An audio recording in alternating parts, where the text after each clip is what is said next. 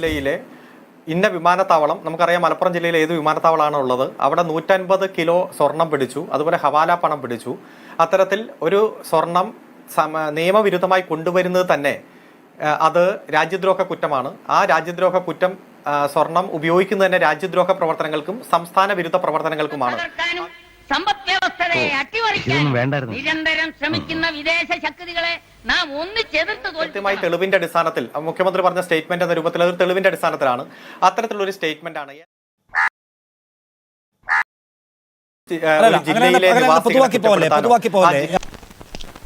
അങ്ങനെ അങ്ങ് പോയാലോ. നോക്കൂ, ഈ മുസ്ലിം തീവ്രവാദ സംഘങ്ങൾ, രാജ്യവിരുദ്ധ പ്രവർത്തനം തുടങ്ങിയിട്ടുള്ള വാക്കുകൾ ചെറിയ വാക്കുകളല്ല. പിന്നെ നിയമം ലംഘിക്കുന്നതിനെ എല്ലാം രാജ്യവിരുദ്ധം എന്ന് വിളിക്കാമെങ്കിൽ നിയമം ലംഘിക്കുന്ന ഒരുപാട് കേസുകൾ ഈ രാജ്യത്തുണ്ട്. ഈ രാജ്യത്തൊരു നിയമമുണ്ട്, ആ നിയമം ലംഘിച്ചുകൊണ്ട് സമരങ്ങൾ പോലും ചെയ്യുന്നവരാണ് നിങ്ങൾ. അല്ല, ഏതെങ്കിലും പത്രസമ്മേളനത്തിൽ ഉത്തരവാദിത്തപ്പെട്ട നേതൃത്വം ഒരു പ്രസ്താവന നടത്തുന്നത് തെളിവുകൾ നിരത്തിയിട്ടല്ലോ. അതെന്താന്ന് പരിശോധിക്കാം, എനിക്കറിയില്ല. എന്താന്ന് പരിശോധിക്കാം, എനിക്കറിയില്ല. ഡേറ്റ പറയൂ, ഡേറ്റ ഉണ്ടെങ്കിൽ പറയൂ നിങ്ങളുടെ കയ്യിൽ. കണ്ടോളൂ.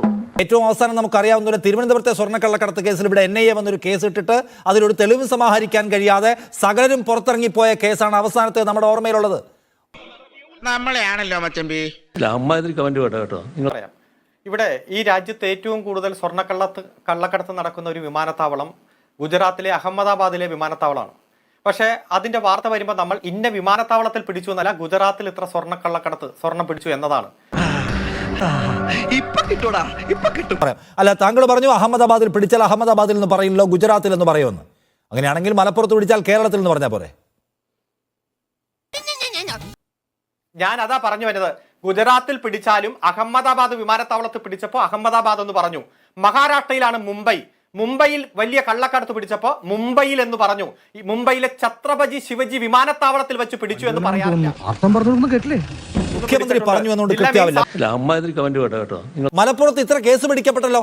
ആ പിടിക്കപ്പെട്ട കേസിൽ എത്ര എണ്ണം അതിൽ എത്ര പ്രതികൾ രാജ്യവിരുദ്ധ ശക്തികളുമായി ബന്ധമുണ്ട് എന്നതിന് പേരിൽ സീരിയസ് ഒഫൻസ് എടുക്കപ്പെട്ട് ജയിലിൽ കിടക്കുന്നുണ്ട്.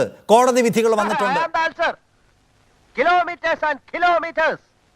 In these days of degenerating decencies of Miami Beach to Washington, when diplomacy and duplicity become interchangeable terms from complicated America to America. ഇനി എന്റെ ഉത്തരം പറഞ്ഞു കഴിഞ്ഞവരെ താങ്കൾ ഇടപെടരുത്. ഒരു കാര്യം, നിങ്ങൾക്ക് എന്താ ഇത്ര ബുദ്ധിമുട്ട്? ഞങ്ങൾ മഹാചെറ്റകളാ. അല്ലാതെ മുഖ്യമന്ത്രി വെറുതെ ഡയലോഗ് അടിച്ചാൽ പോരല്ലോ.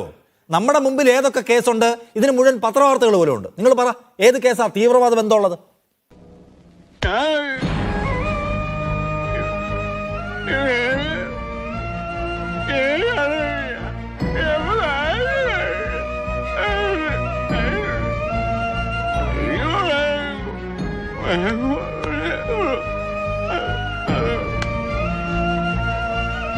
കയ്യിലില്ലാത്തവർ ഇത് വെച്ചിട്ട് സംഘപരിവാറിൻ്റെത് പോലുള്ള വ്യാജ വർത്തമാനം പറയുന്നതിന് മുൻപ് ഉണ്ടെങ്കിൽ ഒരു തരിമ്പ് കയ്യിലുണ്ടെങ്കിൽ വെക്ക് നിങ്ങള്. ഇപ്പോഴാ ഞാൻ ശ്രദ്ധിച്ചത്, എന്റെയും ചേട്ടന്റെയും ശബ്ദം ഒരുപോലെ ഇരിക്കുന്നു. നിങ്ങൾ അങ്ങനെ തീവ്രവാദ പ്രസ്ഥാനങ്ങളുടെയും തീവ്രവാദികളുടെയും ഒരു എന്താ പ്രൊമോട്ടറായി, ഒരു വക്താവായി താങ്കൾ സംസാരിക്കില്ല. മാന്യമായി ഞാൻ പറയുന്നത് വേദന കണക്കിലെടുക്കണ്ട. ഒരു 8-8.5 വർഷം കൊണ്ട് എല്ലാം കംപ്ലീറ്റ് ശരിയായിക്കൊള്ളും. മലപ്പുറത്ത് പിടിക്കപ്പെട്ട സ്വർണ്ണക്കള്ളക്കടത്ത് സംഘത്തിന് തീവ്രവാദ ബന്ധം. അങ്ങനെ ഈ സമീപകാലത്ത് കേട്ട ഒറ്റ കേസാണ്. ഏതാണെന്ന് അറിയാമോ? സ്വപ്ന സുരേഷിന്റെ കേസ്. ഗവൺമെന്റ് സംവിധാനം, പ്രത്യേകിച്ച് മുഖ്യമന്ത്രി, വസ്തുതാവിരുദ്ധമായിട്ടുള്ള കാര്യം ജനങ്ങൾക്ക് മുന്നിൽ അവതരിപ്പിക്കില്ല. നിനക്കതൊക്കെ എങ്ങനെയാ സാധിക്കുന്നത്? പ്രധാനമന്ത്രിയെ കുറിച്ച് വേണമെങ്കിലും പറയാവുന്ന കാര്യമാണല്ലോ ഇത്. പ്രധാനമന്ത്രി സത്യം മാത്രമേ പറയൂ എന്ന് BJP-ക്കാർ പറഞ്ഞാൽ, ഇങ്ങനെയാണെങ്കിൽ ഈ ലോജിക്ക് വെച്ചാണ് നമ്മൾ സമ്മതിക്കേണ്ടി വരും. എന്റെ സ്നേഹാഭിവാദം.